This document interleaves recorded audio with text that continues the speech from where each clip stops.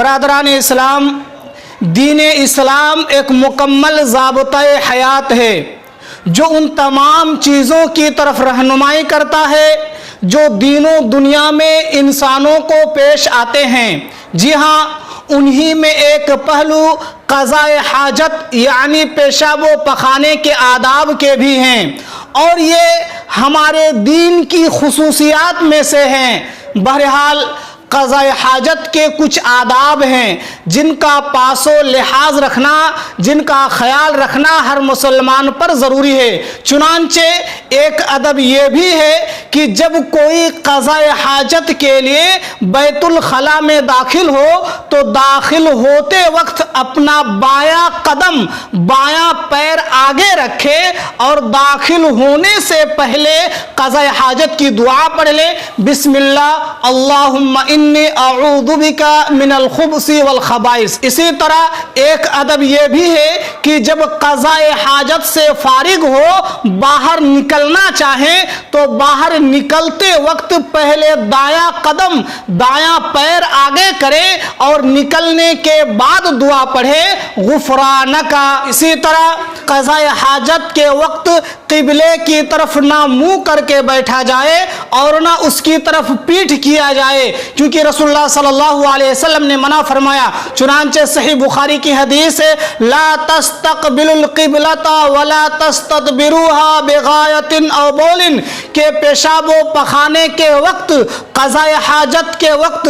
قبلے کی طرف نہ اپنا منہ کرو اور نہ اس طرف پیٹھ کرو، لہذا اس سے بچنا ضروری ہے۔ اسی طرح ایک ادب یہ بھی ہے، قضاء حاجت کے وقت اپنا پیشاب کے وقت دائیں ہاتھ سے استنجا کرے اور نہ ہی اپنے شرمگاہ کو دائیں ہاتھ سے چھوئیں۔ اسی طرح ایک ادب یہ بھی ہے کہ قضاء حاجت کے وقت گفتگو نہ کریں، باتیں نہ کریں، کیونکہ نبی صلی اللہ علیہ وسلم نے اس سے منع فرمایا، اور فرمایا فَإِنَّ اللَّهَ يَمْقُتُ عَلَى ذَلِكَ، اس لیے کہ اللہ رب العالمین اس طرح کی حرکتوں سے ناراض ہوتا ہے، اللہ اس طرح کی حرکتوں کو ناپسند کرتا ہے۔ اسی طرح جس چیز پر اللہ کا ذکر لکھا ہوا ہو، قرآنی آیات لکھے ہوئے ہوں، ان کو بیت الخلاء کے اندر لے کے نہ جائیں۔ اسی طرح بیت الخلاء کے اندر قرآن مجید کی تلاوت بھی حرام ہے۔ اسی طرح قضاء حاجت کرنے والے کو سلام نہ کیا جائے،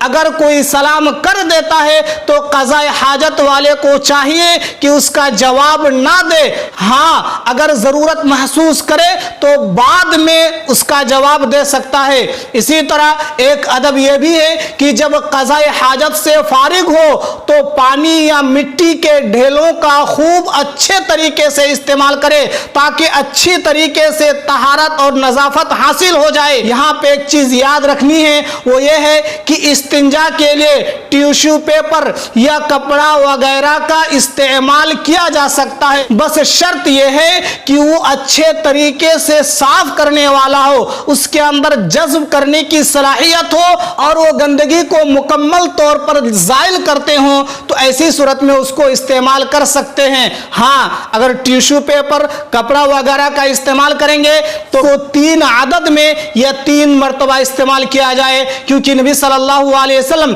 جب ڈھیلا وغیرہ استعمال کرتے، مٹی وغیرہ استعمال کرتے تو وہاں 3 عدد کا ذکر آتا ہے، تو کم از کم 3 مرتبہ کا خیال رکھے۔ اس سے زائد اگر ضرورت محسوس کرے تو 5 مرتبہ، 7 مرتبہ، 9 مرتبہ کریں، لیکن کم از کم 3 مرتبہ ہوں۔ اسی طرح ایک ادب یہ بھی ہے کہ لوگوں کے عام راستوں پر یا سایہ حاصل کرنے کی جگہوں پر یا پانی کے چشموں اور گھاٹوں پر یا پھلدار درخت کے نیچے قضاء حاجت نہ کریں، کیونکہ یہ سب لعنت کے سبب بننے والی جگہ ہیں۔ ظاہر سی بات ہے، اگر آپ راستے میں قضاء حاجت کریں گے تو وہاں سے گزرنے والے آپ کو برا بھلا کہیں گے، لعن طعن کریں گے، تو گویا کہ سبب آپ بنے۔ اسی لیے نبی صلی اللہ علیہ وسلم نے ان جگہوں پر قضاء حاجت کرنے سے منع فرمایا۔ اسی طرح ایک ادب یہ بھی ہے کہ اگر آدمی کھلے میدان میں قضاء حاجت کے لیے جائے تو جب زمین سے قریب ہو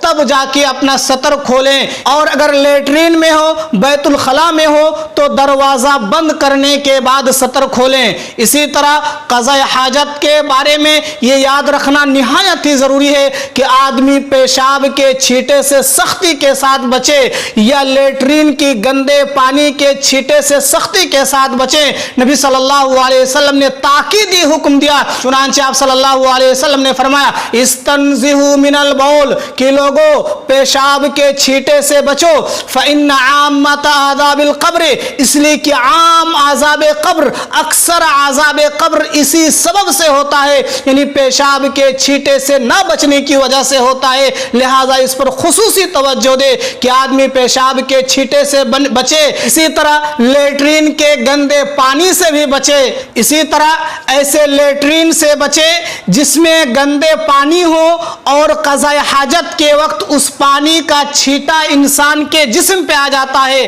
عام طور پر دیکھا جاتا ہے کہ جو انگلش لیٹرین جسے کموڈ وغیرہ کہا جاتا ہے اس میں اس طرح کی صورت ہے، تو اگر ایسی صورت ہو کہ اس میں قضاء حاجت کے وقت اس کا گندا پانی جسم پہ آتا ہو تو اس سے بچنا ضروری ہے، لیکن اگر گندا پانی جسم پہ نہ آئے تو ایسی صورت میں کوئی حرج نہیں ہے۔ بہرحال پیشاب کے چھینٹے سے اور وہاں جو گندا پانی ہے اس کے چھینٹے سے بچنا بہت ضروری ہے، اور اس میں مبتلا ہونا، اس سے نہ بچنا گناہ کبیرہ میں سے ہے۔